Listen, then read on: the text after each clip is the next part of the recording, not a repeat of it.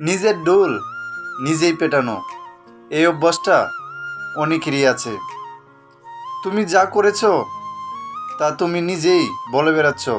এটা হয়তো সাময়িকভাবে কিছু লোক শুনবে, কিন্তু এটা কখনোই আমলে নিবে না বা বেশিক্ষণ মনে রাখবে না।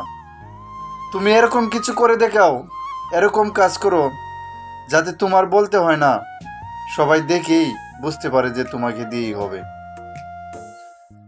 তুমি যা করবে তা যদি সঠিক এবং ভালো হয় তাহলে সবাই তোমার এটা নিয়ে আলোচনা করবে।